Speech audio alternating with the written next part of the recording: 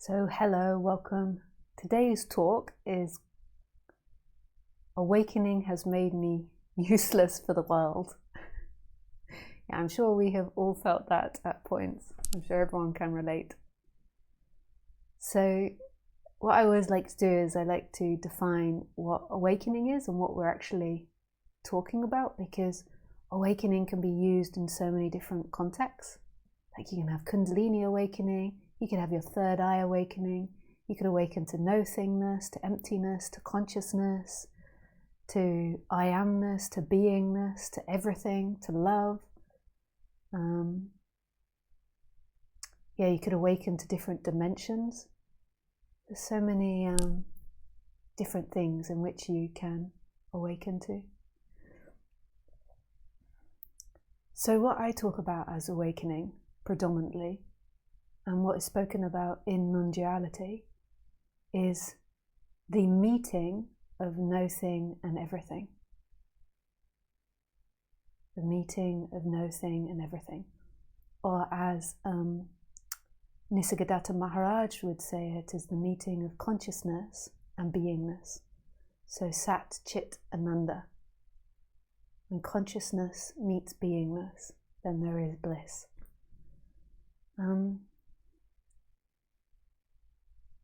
That's very abstract in a way. So in a bit more practical way, what does it mean?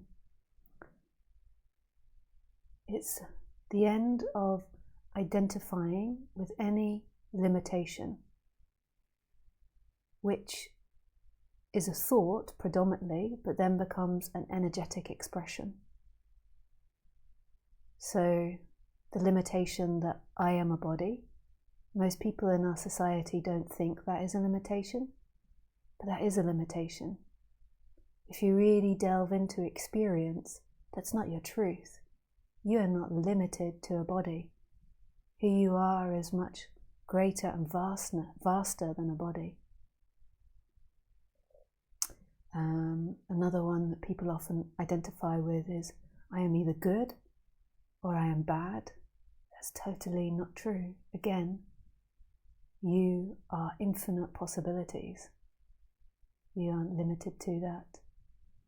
Other ideas are my job title. So I am a cleaner or I am a doctor. My gender, the way you look, your nationality, your wealth. And these are ideas originally. These come with the ability to speak, with the ability to think in conceptual abstract thinking, but then they become energetic expressions in the body. So I am a body, this repetition, this belief that you are a body makes it feel like you are someone that's behind the eyes, and consciousness and beingness no longer seemingly meet, although ultimately they're always meeting. But they no longer seemingly meet because consciousness is identified with I am a body. I am somebody that is moving in time. I'm someone that's come from somewhere, and I'm someone that's going to go somewhere in the future. So consciousness is no longer merging with beingness. It's seemingly limited to an idea of yourself and this feeling of being behind the eyes, which isn't a truth at all. And beingness becomes the I am, which again is inside the body because it's identified with I am the body. So your feeling of being, it becomes an I am the body, and again personalized and inside the body and limited. And this isn't true. There isn't actually an I in this experience. The I am something is a phenomena which is coming and going. It's actually a story in which we're continuously telling ourselves, I am a body, I am a name, I am my age, I am limited. This constant repetition. And then we do that to other people. They are their name, they are their body, they are limited. So we're always looking at someone as a story of what we believe them to be, as words in time, rather than what they actually are as total freedom, as love, as infinite possibilities. Isn't that so exciting, to look at someone as infinite possibilities rather than what you think them to be, good or bad or rude or angry or selfish or stingy or joyful or better than? That they're infinite. They are not limited.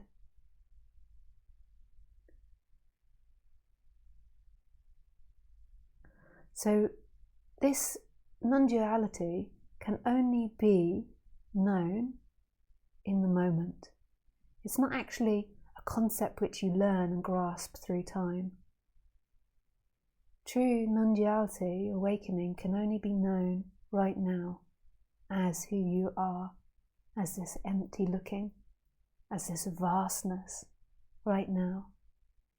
And the way that it's seemingly recognized is through this investigation into what consciousness is, what beingness is, or what consciousness, personal awareness is, and what the I am is, and examining the illusion of the person, the illusion of who you think yourself to be. Who is this I which dominates the ship, which is running the apparent ship? Who is this I? Who are you right now?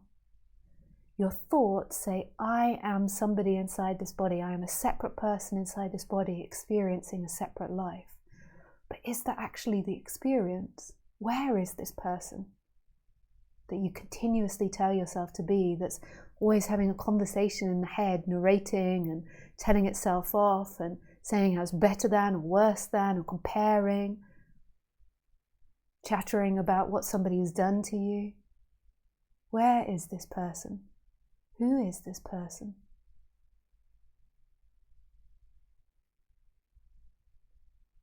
So from a non-dual perspective, this is what awakening is. Awakening is this energetic shift from being limited to an idea, to words that are moving through time, to the infinite possibilities of now, of presence, of this moment. And it's an energetic shift. The words, the story of you, keeps this energy in the body that makes it feel like consciousness is separate from the outside world, that consciousness belongs to someone and is limited. So when you investigate that, when there is a going beyond that, it's recognized that personal awareness, the consciousness, the personal consciousness, is the gateless gate to the infinite. And the consciousness isn't personalized, it is infinite. It is all things and no things. There is no limit to consciousness. There is no limit to I am or beingness. It's so shocking when I really realized this. There was many awakenings where I sort of intellectually realized it, where there was these energetic shifts. But then at one point, beingness, particularly the beingness, was really shocking. So the sense of I am and the personal consciousness expanded into everything. That's not going to be the same way for everyone. Everyone has their own personal journey. But for me, I sat there and watched them expand into everything and stop being limited inside my body. And when they expanded into everything, they disappeared into everything. So it was no longer me experiencing the world. I, as beingness and as the big consciousness, was all places and no places, was everything and nothing. And there's still a body in which is looked through, so there is still this like ghost-like personal awareness and ghost-like I am which is looked through. So it's not like I'm looking from the wall or I'm looking from the sky as such, but that is in the background. What I truly am is all things and no things. The character, the personal functioning is far in the background. What I am is all. The same for you. My beingness and my consciousness had always been all things, had always not been separated. It was a complete and utter illusion that it was. And that's the same for everybody in this talk today. There is no limitation here. It's the mind which is amazingly creating the appearance of limitation, but it is not a truth. It's not your truth. So non-duality is the undoing of any limitation which you put on yourself. That is divinity. And that is finding God. That is coming home to yourself. So what Nisargadatta would refer to as Satchit Ananda, where consciousness meets beingness, and then there's bliss. So what it means, is personal consciousness. When you're identified with personal consciousness and I am, they remain in the body. But when there is a letting go of that, they merge back into themselves as everything. They become lovers once again, and they are inseparable.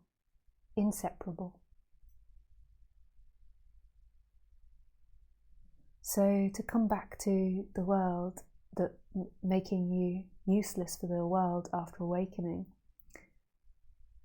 what is the world?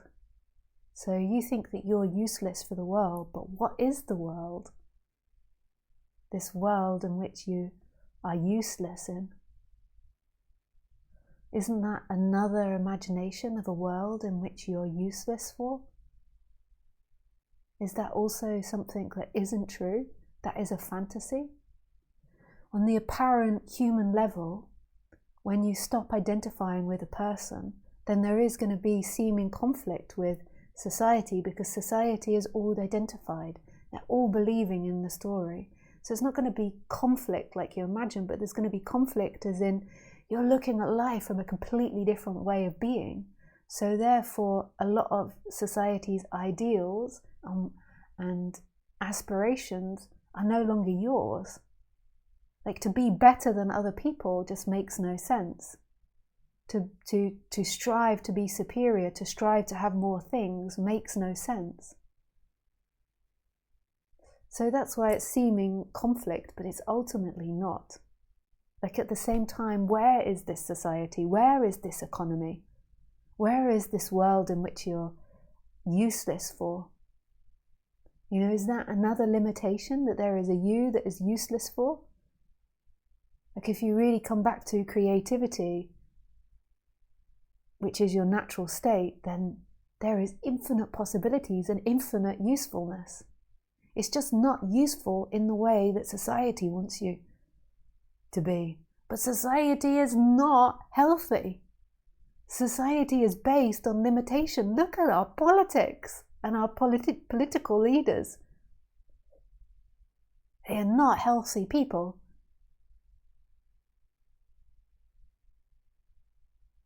At the moment, it's doing the best it can. I'm not meaning to say we live in terrible times. There's good things, as a parent female, it's not like I'm suppressed and unable to have any choice around anything. Suppression to an extent. But it's all limitation of the mind. If we're right here, right now, where is this person that is useless for society? There is just love. And that love is the richest, most valuable thing there is on this planet. It just might not look like what you want it or what you expect it to be. It is so valuable, that love.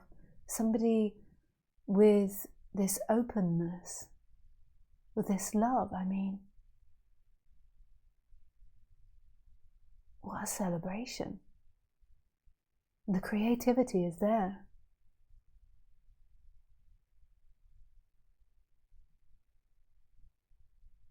It's just there will be new boundaries in play. You won't want to play the games you used to play, so all your relatives and friends have to adapt to your new boundaries.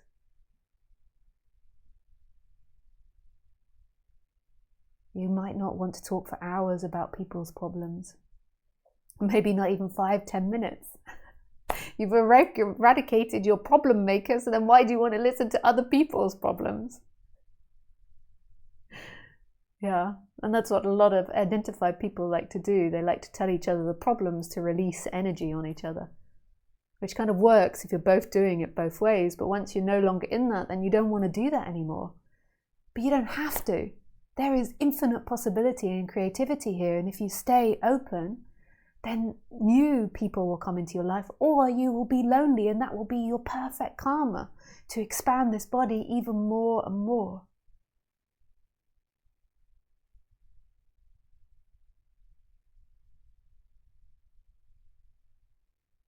This is infinite possibility.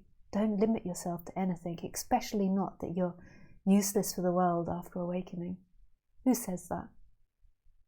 Who says that? Who are you? Who is this I that is useless after awakening?